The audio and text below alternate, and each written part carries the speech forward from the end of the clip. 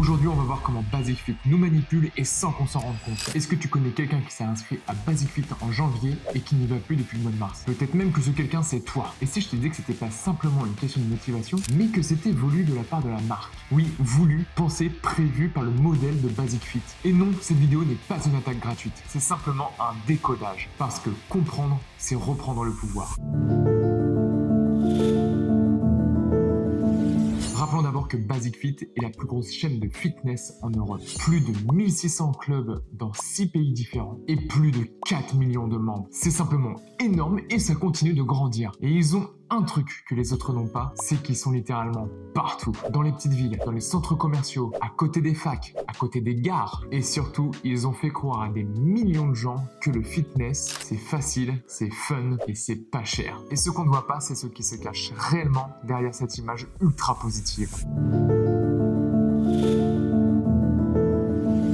19,99 par mois, ça paraît que dalle et c'est là que le piège commence. Parce qu'à ce prix-là, tu ne ressens aucune douleur financière quand tu ne vas pas à la salle. Et pourtant, tu es toujours abonné. J'ai fait un petit sondage et j'ai posé la question à ma communauté Instagram. 68% m'ont dit qu'ils étaient abonnés à Basic Fit, mais qu'ils n'y allaient plus depuis plus de 2 mois. J'ai même un abonné qui m'a écrit « Frérot, je paye depuis 8 mois et j'y suis allé que 3 mois, mais j'ai la flemme d'annuler. Je comprends pas. » Et ce n'est pas un cas isolé. Ce modèle, il a un nom et il s'appelle le modèle du non-usage rentable. C'est-à-dire qu'une entreprise gagne plus quand tu ne consommes pas que quand tu consommes. C'est totalement contre-intuitif, mais en réalité, c'est génialement pensé. Et tu sais quoi? Basic Fit le sait. C'est pour ça qu'ils misent tout sur le volume et non pas sur la progression.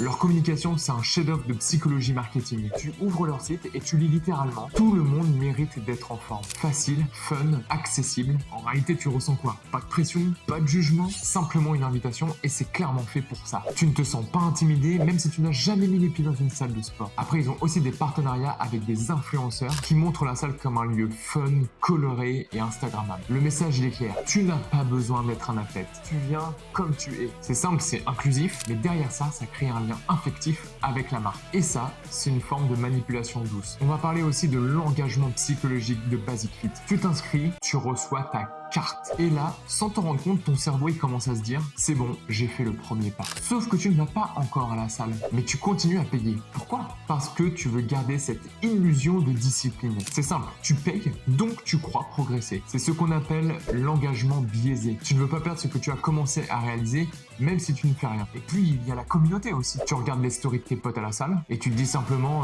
allez, demain, j'y vais ». Et en réalité, tu n'y vas pas du tout. Et la boucle recommence encore et encore et encore. Basic Fit joue avec tes émotions. Pas méchamment, mais intelligemment.